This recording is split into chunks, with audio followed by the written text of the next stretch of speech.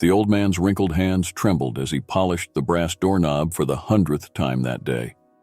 Walter Jenkins, the 68-year-old doorman of Golden Towers, straightened his back and winced at the sharp pain shooting through his spine. He'd been working here for over 3 decades, but lately, every day felt like an eternity. As he stepped back to admire his handiwork, a sleek black Porsche screeched to a halt in front of the building. Walter's stomach clenched. He knew who was behind the wheel. Brandon Pierce, the owner of Golden Towers and self-made millionaire, stepped out of the car. His designer suit probably cost more than Walter made in a year. Brandon's eyes narrowed as they fell on Walter. "Still here, old-timer?" Brandon's voice dripped with disdain. "I thought fossils belonged in museums." Walter forced a smile. "Good evening, Mr. Pierce. Welcome home." Brandon snorted and tossed his keys at Walter. "Park it, and try not to scratch it with your arthritis." As Walter caught the keys, his fingers brushed against the smooth metal of his own house key. The key to the tiny apartment he shared with his granddaughter, Lily. Sweet Lily, battling leukemia at just 8 years old. He couldn't lose this job, not now. Walter carefully maneuvered the Porsche into its designated spot. As he locked the car, he noticed a dark figure lurking in the shadows of the parking garage. Something about the way the man moved set off alarm bells in Walter's mind. But before he could investigate, a shrill voice echoed through the garage. "Walter, where are you, you useless old coot?" He hurried back to the lobby where Brandon was tapping his foot impatiently. "I've got important guests coming tonight. Make sure you don't embarrass me with your senile babbling." Walter nodded, swallowing his pride. "Of course, Mr. Pierce. I'll be on my best behavior." As Brandon stormed off towards the elevator, Walter's eyes darted back to the parking garage entrance. The shadowy figure was gone, but an uneasy feeling lingered in the pit of his stomach. Hours ticked by, and a steady stream of Brandon's guests arrived. Walter greeted each one with a polite smile and a helping hand, despite the condescending looks and whispered comments about his age. Just before midnight, Walter's shift was nearly over when he spotted 2 men entering the lobby. They weren't dressed for a party, and their eyes darted nervously around the room.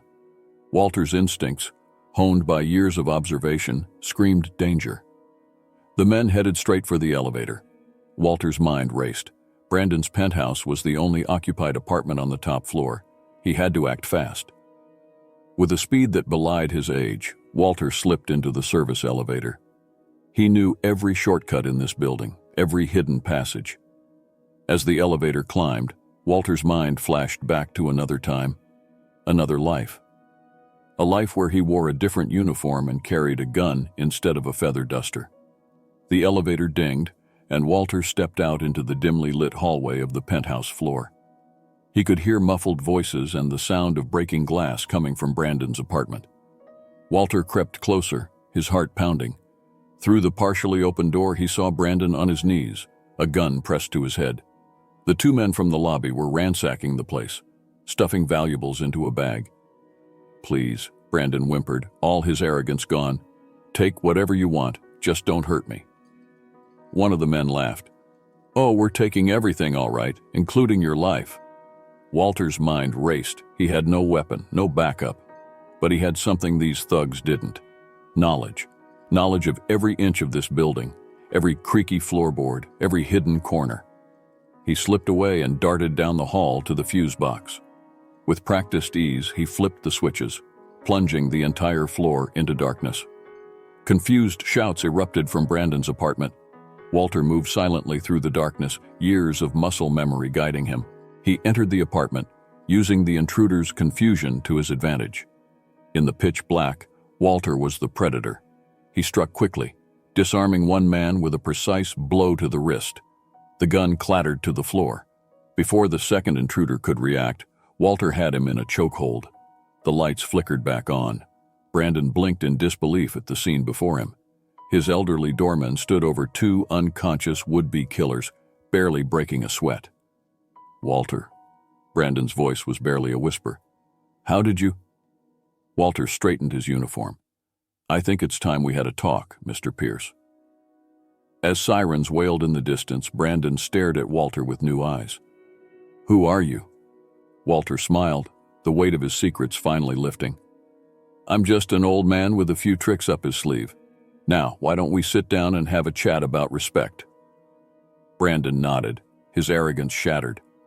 As they waited for the police, he turned to Walter with a mix of awe and shame. I've been such a fool, haven't I? Walter's eyes twinkled. Well, Mr. Pierce, recognizing that is the first step, but I have a feeling this is just the beginning of a very interesting conversation. Brandon leaned forward, his elbows resting on his knees. A very interesting conversation indeed, Walter. I think I owe you more than just my life. Walter nodded, settling into the plush armchair across from Brandon. The police had come and gone, leaving the two men alone in the aftermath of the night's chaos. You're right, Mr. Pierce. But before we dive into that, there's something you should know about those men. Brandon's brow furrowed. What do you mean? Walter took a deep breath. I recognized one of them. He's been hanging around the building for weeks, always watching. At first I thought he might be casing the place, but now I'm not so sure. What are you saying, Walter? I'm saying this wasn't a random attack. Someone targeted you specifically, Mr. Pierce, and I have a hunch it might be someone closer to home than you'd like to believe. Brandon's face paled. That's impossible. Who would want to...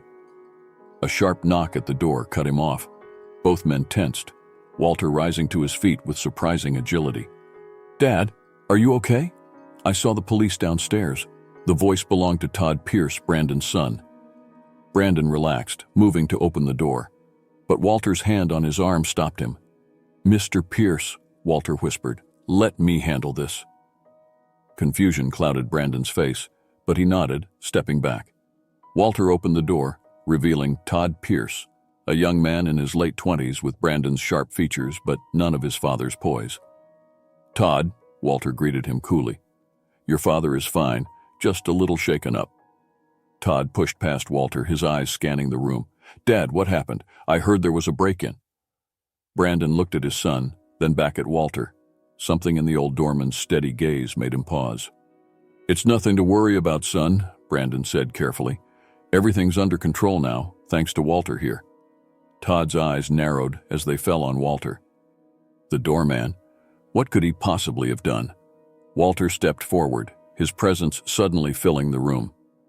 More than you might think, Mr. Todd. Your father and I were just discussing the curious nature of tonight's events. Todd shifted uncomfortably. What's so curious about a break-in? This is New York, after all. What's curious, Walter said, his voice low and measured, is how the intruders knew exactly when your father would be alone and vulnerable. How they knew the layout of the penthouse, how they managed to bypass our security systems. Todd's face paled. What are you implying? Brandon looked between his son and Walter, realization dawning in his eyes. Todd, where were you tonight? I was out with friends. You can call them. They'll tell you. Walter shook his head. No need for that, Mr. Todd. Your friends will undoubtedly corroborate your story. But what about the weeks leading up to tonight? The late-night meetings in seedy bars, the hushed phone calls, the sudden interest in your father's security protocols? Todd's composure cracked. You've been spying on me? You're just a damn doorman. I'm a man who takes his job seriously, Walter replied calmly. And my job is to protect the residents of this building, all of them. Brandon stood, his face a mask of shock and betrayal. Todd, is this true? Did you set this up? Todd's shoulders slumped, the fight going out of him. Dad, I didn't mean for it to go this far. I just needed money. You cut me off and I didn't know what else to do. Brandon stumbled back as if he'd been struck. Money? You were willing to have me killed for money? No, they weren't supposed to hurt you, just scare you a little. Make you realize you can't control everything. Walter stepped between father and son. I think it's time we called the police back, Mr. Pierce. This is beyond my jurisdiction. Brandon nodded numbly, sinking back into his chair. As Walter moved to the phone, Todd made a desperate lunge for the door, but the old doorman was faster, his hand clamping down on Todd's arm with surprising strength. I wouldn't do that if I were you, son, Walter said softly. You've got a lot of explaining to do. As they waited for the police to return, A heavy silence fell over the room. Brandon stared at his son, years of missed opportunities and misunderstandings hanging between them. Finally, Brandon spoke. "Walter, I don't know how to thank you. You've saved more than just my life tonight." Walter nodded solemnly. "Sometimes, Mr. Pierce, the greatest danger isn't from outside threats, but from the wounds we inflict on our own families." Brandon's eyes filled with tears. "I've been so blind to everything, to you, to my son, to what really matters." As the sound of sirens grew louder, Walter turned to Brandon with a sad smile. "It's never too late to open your eyes, Mr. Pierce. The question is, what will you do now that you can see clearly?" Brandon looked at his son, then back at Walter. "I don't know, but I think I'm going to need your help figuring it out." Walter nodded, his eyes twinkling with a mixture of wisdom and mischief. "Well, Mr. Pierce, I'd say that's a pretty good place to start. After all, sometimes the best view of life comes from the ground floor." As the police burst into the room, Brandon realized that his world had been turned upside down, but for the first time in years, he felt a glimmer of hope. With Walter by his side, maybe, just maybe, he could rebuild what he'd nearly destroyed. The detective approached, notepad in hand. "Mr. Pierce, we need to ask you a few questions about tonight's events." Brandon took a deep breath, glancing at Walter for support. The old doorman gave him a reassuring nod. "Of course, Detective," Brandon said. "But first, there's something you need to know about my son." The detective's pen scribbled furiously across the notepad as Brandon recounted the night's events. Walter stood silently by the window, his eyes scanning the streets below. The city never slept, and neither did its secrets. As Brandon finished his statement, the detective turned to Walter. "And you, sir? How does a doorman manage to overpower two armed intruders?" Walter smiled enigmatically. "Let's just say I've picked up a few skills over the years." The detective raised an eyebrow, but didn't press further. He nodded to his colleagues, who led a sullen Todd out of the apartment in handcuffs. Brandon watched his son go, his face a mask of pain and regret.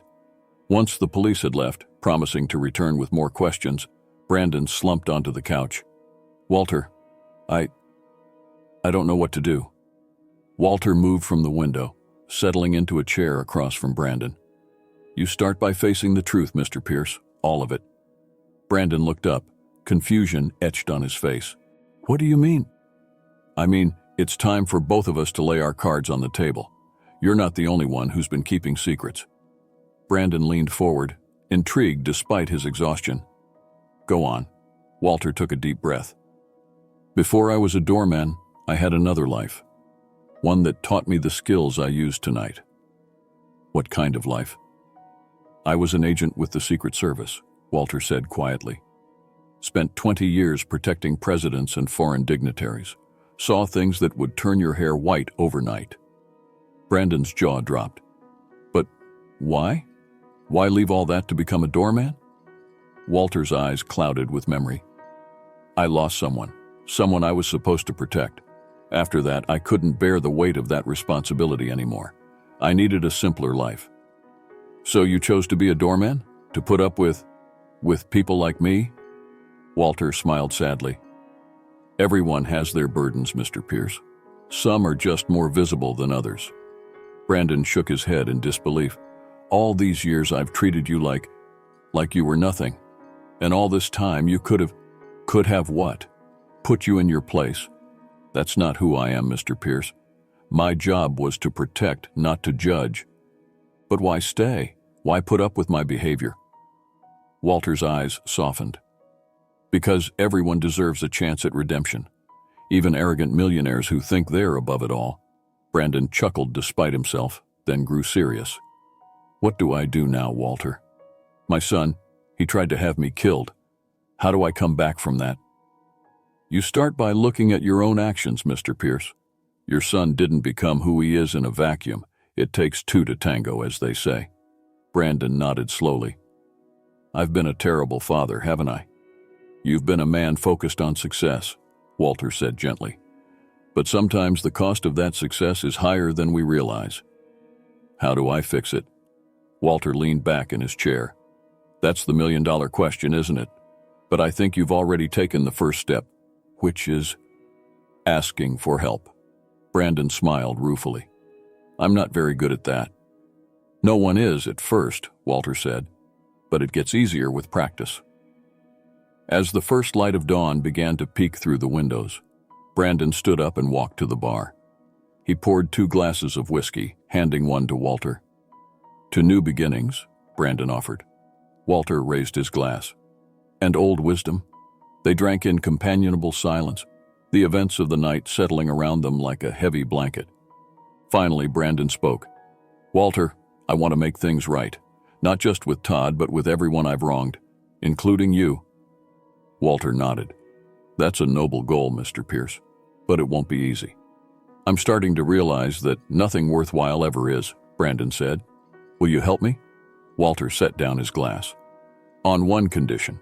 Name it. You start by learning the names of every employee in this building. Not just their names, but their stories, their dreams, their struggles. Brandon blinked in surprise. That's a lot of people. Yes, it is, Walter said firmly. And each one of them is as important as you or me. That's lesson number 1. Brandon nodded slowly. Okay, I can do that. What's lesson number 2? Walter stood up, straightening his uniform. We'll get to that, but first, I have a shift to finish, and you have some thinking to do. As Walter moved towards the door, Brandon called out, Walter, wait, thank you for everything. Walter turned, a twinkle in his eye. Don't thank me yet, Mr. Pierce. We've got a long road ahead of us. I'll see you in the morning. As the door closed behind Walter, Brandon was left alone with his thoughts. He walked to the window, looking out over the city he'd always seen as his playground. Now it felt different, bigger, more complex. He pulled out his phone, scrolling through his contacts. So many names, so few he actually knew. His thumb hovered over Todd's number. It was too soon, he knew. The wounds were too fresh. But someday, he hoped, they'd be able to talk again, to start over. For now, though, he had work to do. He opened a new note on his phone and typed, Lesson 1, learn their names. As he set the phone down, he felt a weight lift from his shoulders. It wasn't much, but it was a start. And with Walter's help, maybe, just maybe, he could become the man he should have been all along. The sun rose higher, casting long shadows across the penthouse. Brandon Pierce, changed man, faced the new day with a mixture of fear and hope. The journey ahead would be difficult, but for the first time in years, he felt ready to face it. In the lobby below, Walter greeted the morning shift with a nod and a smile. As he hung up his uniform and prepared to head home, he couldn't help but feel a sense of anticipation. The coming days would be interesting indeed. Weeks passed and the Golden Towers buzzed with a new energy. Employees whispered about the change in Brandon Pierce. The once haughty millionaire now greeted them by name, asked about their families, and even remembered birthdays. Walter watched it all unfold with quiet satisfaction. Every morning, Brandon would join him for coffee in the staff break room, notebook in hand, ready for the day's lesson. Today, Brandon arrived with dark circles under his eyes. He slumped into a chair, rubbing his temples. Rough night, Mr. Pierce? Walter asked, sliding a steaming mug across the table. Brandon nodded. I visited Todd in jail yesterday. Walter's eyebrows rose. How did that go? About as well as you'd expect, Brandon sighed. He's angry, hurt, blames me for everything. And how do you feel about that, Brandon stared into his coffee. He's not wrong. I failed him as a father. I was so busy building my empire, I forgot to build a family. Walter nodded. Recognizing that is important. But what matters now is what you do with that knowledge. I want to help him, Brandon said. But I don't know how. He won't accept anything from me. Walter leaned back, his eyes distant. Sometimes, Mr. Pierce, the best way to help someone is to help them help themselves. Brandon looked up, intrigued. What do you mean? Your son needs to find his own path. Your job isn't to clear the way for him, but to give him the tools to forge ahead on his own. Brandon nodded slowly. I think I understand. But how do I start? Walter smiled. That brings us to today's lesson. Come with me. Puzzled, Brandon followed Walter out of the break room and into the lobby. The morning rush was in full swing. residents hurrying to work, delivery people coming and going. Walter gestured to the scene. "What do you see, Mr. Pierce?" Brandon scanned the lobby. "People, busy people." "Look closer," Walter urged. "What do you notice about them?" Brandon watched carefully. A young woman juggled a briefcase and a crying baby. An elderly man struggled with a heavy grocery bag. A teenager nervously straightened his uniform for what was clearly his first job. "They're all facing challenges," Brandon said slowly. Walter nodded. "Life is full of obstacles, Mr. Pierce, big and small. Your wealth and position have shielded you from many of them. But for most people, overcoming these daily hurdles is what gives life meaning." Brandon frowned. "So you're saying I should make Todd's life harder?" Walter chuckled. "Not exactly. I'm saying you should give him the opportunity to overcome his own challenges, to build confidence, to find purpose." Understanding dawned on Brandon's face. "You want me to offer him a job?" "Not just any job," Walter corrected. "A chance to make a difference, to help others overcome their obstacles." Brandon's mind raced with possibilities. I think I have an idea." Over the next few days, Brandon threw himself into his new project. He made calls, held meetings, and even ventured into parts of the city he'd never seen before. Walter watched with growing pride as Brandon's plan took shape. A week later, Brandon stood before a gathered crowd in the Golden Towers lobby. Residents, employees, and even a few reporters waited expectantly. Brandon cleared his throat. "Ladies and gentlemen, thank you for coming. I stand before you today not as your boss or landlord, but as a man who's been given a second chance." He glanced at Walter, who gave an encouraging nod. "I've spent my life building wealth, but I've neglected to build community. Today that changes. I'm proud to announce the creation of the Golden Opportunities Foundation." A murmur ran through the crowd. "This foundation will provide education, job training, and support to those who need it most. Former inmates, at-risk youth, anyone looking for a second chance at life. And to lead this initiative, I've asked someone who knows firsthand the importance of new beginnings." The lobby doors opened, and Todd Pierce walked in. He looked thinner, humbler, but there was a new light in his eyes. "My son Todd will be heading up the foundation," Brandon continued. "He'll be working closely with community leaders and volunteers to make this vision a reality." Todd stepped up to the microphone. "Thank you, Dad, and thank you all for this opportunity. I know I have a lot to make up for, but I promise to pour my heart and soul into this project." As applause filled the lobby, Brandon caught Walter's eye. The old doorman gave a subtle thumbs up. Later, as the excitement died down, Brandon and Walter stood alone in the lobby. "Well done, Mr. Pierce," Walter said softly. "You've taken a big step today." Brandon nodded. "It feels good, really good, but I know this is just the beginning." "Indeed it is," Walter agreed. "But it's a fine beginning." Brandon turned to Walter, his eyes shining with unshed tears. "I couldn't have done this without you, Walter. You've taught me so much." Walter smiled. "I merely pointed the way, Mr. Pierce. You're the one who chose to walk the path." As they stood there, bathed in the warm glow of new possibilities, neither man noticed the sleek black car pulling up outside, nor did they see the elegant woman who stepped out, her eyes fixed on the Golden Towers with a mix of curiosity and apprehension. She smoothed her designer suit and took a deep breath. It had been years since she'd set foot in this building, years since she'd spoken to Brandon. But the news of his transformation had reached even her ears, and she knew it was time to face the past. As she reached for the door, Walter turned, his eyes widening in recognition. "Mr. Pierce," he said quietly, "I believe you have a visitor." Brandon looked up, his face paling as he saw the woman enter. Sophie, his ex-wife, stood before him, a tentative smile on her face. "Hello, Brandon. It's been a long time." Walter discreetly stepped back, allowing the former couple their space.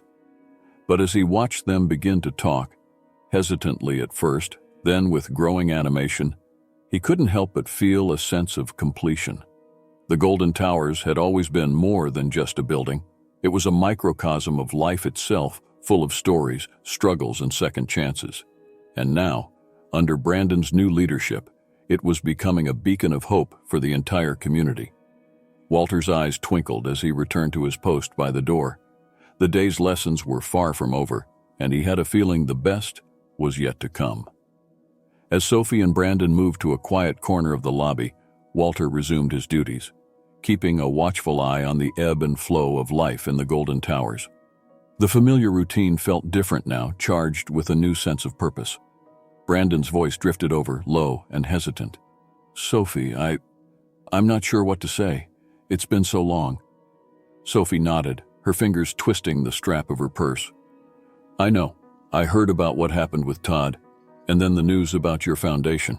I had to see for myself." Brandon ran a hand through his hair, a gesture of vulnerability he would never have allowed himself in the past.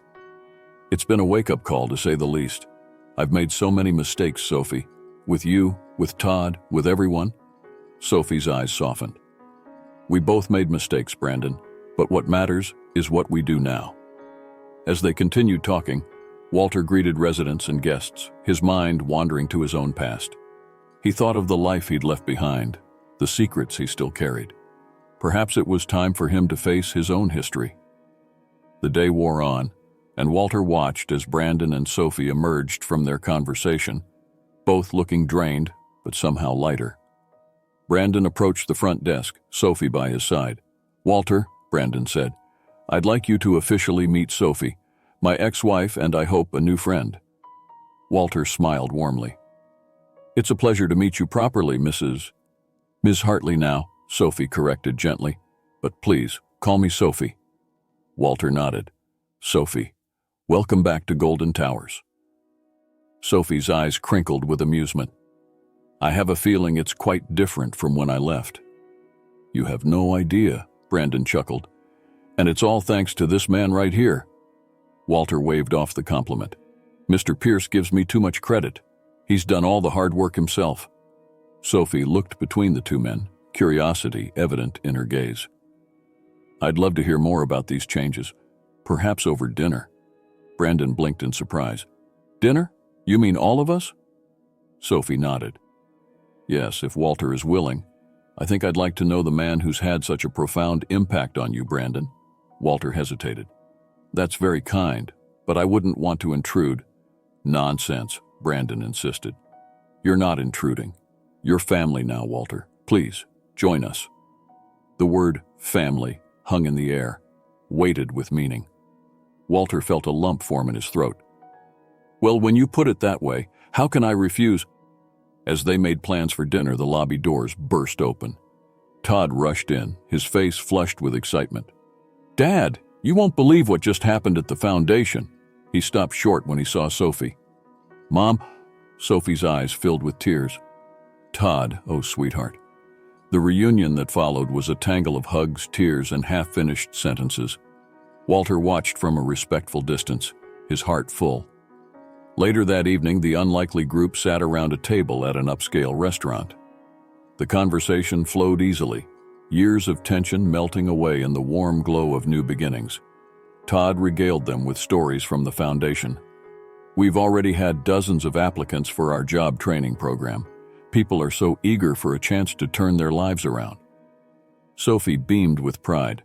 "That's wonderful, Todd.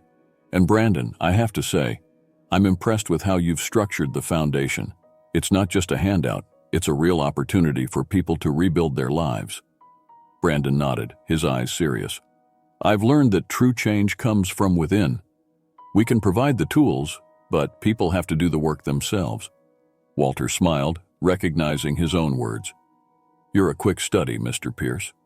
As the evening wore on, the conversation turned to Walter. Sophie leaned forward, her eyes curious. "So, Walter, Brandon tells me you have quite a fascinating background. How does one go from the Secret Service to being a doorman?" Walter took a sip of water, buying time. He'd kept his past locked away for so long, but looking around the table at these people who had become so important to him, he felt the walls begin to crumble. "It's a long story," he began. "One I haven't told in many years." Brandon leaned in. "We're all ears, Walter. If you're willing to share, that is." Walter nodded, took a deep breath, and began his tale. He spoke of his years in the service, the thrill of protecting the most powerful people in the world. He shared funny anecdotes about clumsy diplomats and overzealous junior agents. But then his voice grew softer as he reached the heart of his story.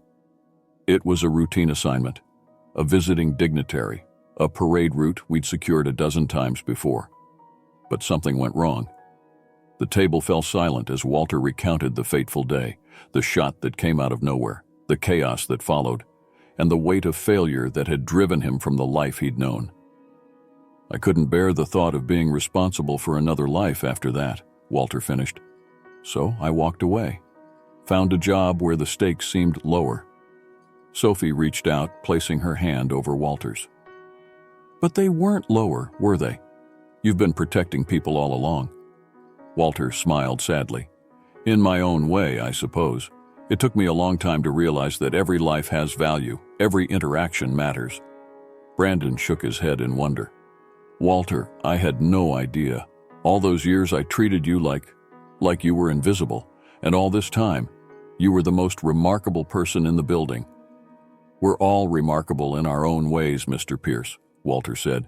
It just takes the right circumstances for it to show.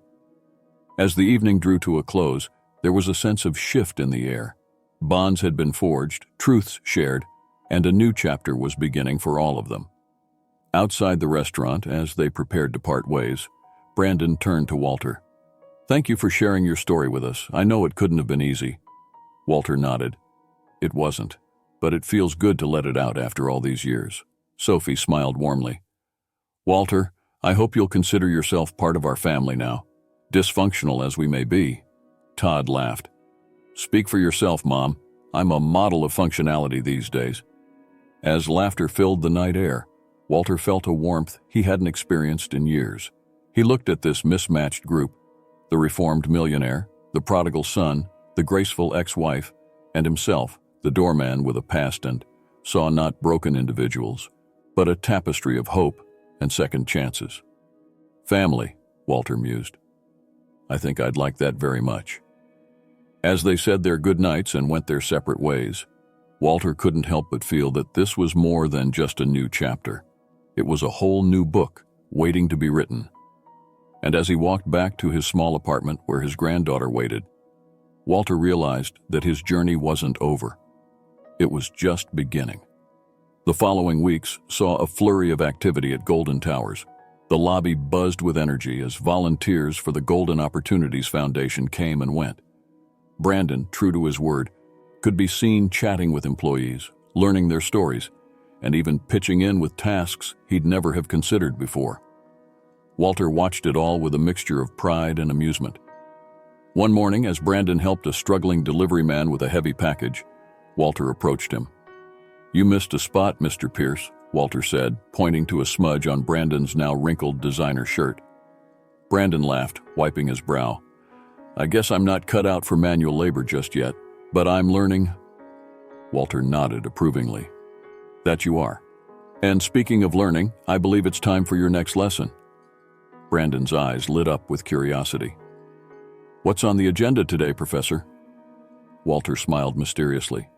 Meet me at the community center in an hour, and wear something you don't mind getting dirty. An hour later, Brandon found himself standing in front of a rundown building, Walter by his side. The sign above the door read, Sunnyside Community Center, in faded letters. What are we doing here? Brandon asked, eyeing the peeling paint and overgrown yard. Walter handed him a pair of work gloves. We're going to give this place a makeover. The center's been struggling for years, and they can't afford proper maintenance. Brandon looked skeptical. And how exactly is this a lesson? You'll see, Walter said, leading the way inside. The interior of the center was in even worse shape than the outside. Dust covered every surface, and the smell of mold hung in the air. A small group of volunteers, mostly elderly residents and a few teenagers, milled about uncertainly. An older woman approached them, her face lined with worry. Oh, Walter, thank goodness you're here. I don't know how we're going to get all this done. Walter put a reassuring hand on her shoulder. Don't worry, Martha. I've brought reinforcements. He turned to Brandon. Mr. Pierce, meet Martha. She's been running this center for over 30 years. Brandon shook her hand, noting the calloused palm and firm grip. It's a pleasure to meet you, Martha. What can I do to help? Martha blinked in surprise, clearly not expecting such eagerness from the well-dressed man. Well, we need to clear out all this junk, scrub everything down, and then repaint, but with so few volunteers. Leave it to us, Brandon said confidently. He turned to the group. All right, everyone, let's get to work. For the next several hours, Brandon threw himself into the task with gusto. He hauled out old furniture, scrubbed floors on his hands and knees, and even climbed a rickety ladder to reach high corners with his paintbrush. As the day wore on, Brandon found himself working alongside a teenage boy named Miguel. The kid was quiet at first, but as they painted together, he began to open up. My mom used to bring me here when I was little, Miguel said. But then it started falling apart, and there was nowhere else for us to go after school. Brandon nodded, understanding dawning. It must have been tough losing a place like this. Miguel shrugged. Yeah, but that's just how it is in this neighborhood. Nobody cares about us. Brandon stopped painting, turning to face Miguel fully. That's not true. People care. Sometimes they just need a wake-up call to realize it. As the sun began to set, the transformation was remarkable. Fresh paint brightened the walls, clean floors gleamed, and new donated furniture filled the rooms. The volunteers gathered in the main hall, tired but proud of their work. Martha stood before them, tears in her eyes. I can't thank you all enough. This place, it means so much to our community. You've given us hope again. Brandon, covered in paint and sweat, felt a lump form in his throat. He looked around at the faces of the volunteers, saw the pride and joy in their eyes, and suddenly understood Walter's lesson. Later, as they walked back to Golden Towers, Brandon turned to Walter. I get it now. It's not about the money or the grand gestures. It's about showing up, doing the work, being part of something bigger than yourself. Walter nodded, a twinkle in his eye. Precisely, Mr. Pierce. True change happens one paintbrush stroke at a time. As they entered the lobby, they found Sophie and Todd waiting for them. Sophie's eyes widened at Brandon's disheveled appearance. What on earth happened to you? She asked, a smile tugging at her lips. Brandon grinned. Just a little community service. You should join us next time. Todd laughed. Dad, are you feeling okay? You look like you actually enjoyed manual labor. I did, Brandon said, surprise evident in his voice. I really did. The next few months saw a whirlwind of changes. The Golden Opportunities Foundation expanded its reach, partnering with community centers like Sunnyside across the city.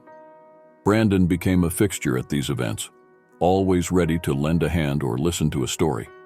Walter watched it all unfold with quiet satisfaction. He saw the way Brandon's eyes lit up when he talked about the foundation's work, the genuine connections he was forming with people from all walks of life. One evening, as Walter prepared to end his shift, Brandon approached him, a serious look on his face. Walter, I need to talk to you about something important. Walter raised an eyebrow. Oh? What's on your mind, Mr. Pierce? Brandon took a deep breath. I've been doing a lot of thinking about the future, about legacy, and I've made a decision. He handed Walter a thick envelope. Inside was a legal document, its title reading, Transfer of Ownership, Golden Towers. Walter's eyes widened as he scanned the document. Mr. Pierce, It's yours, Walter, Brandon said softly. Well, not just yours. I'm transferring ownership of Golden Towers to a trust. You, Todd, and Sophie will be the trustees. The building will be used to provide affordable housing and continue the work we've started with the foundation. Walter was speechless. Brandon continued, his voice thick with emotion. You've taught me that true wealth isn't about money or possessions.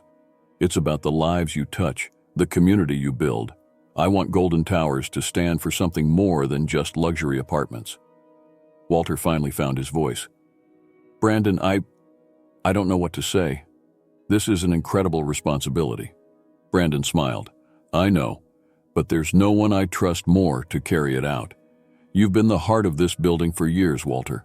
Now it's time to make it official. As the reality of the situation sank in, Walter felt a mix of emotions wash over him. Pride, excitement, and a touch of fear. But mostly, he felt a sense of coming full circle.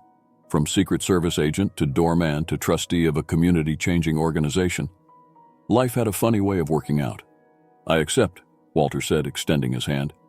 On one condition. Brandon raised an eyebrow. Name it. You stay on as an advisor. This is your vision, Brandon. We'll need your guidance to see it through. Brandon grinned, shaking Walter's hand firmly. Deal. As they stood there, in the lobby that had seen so much change, both men felt the weight of the moment.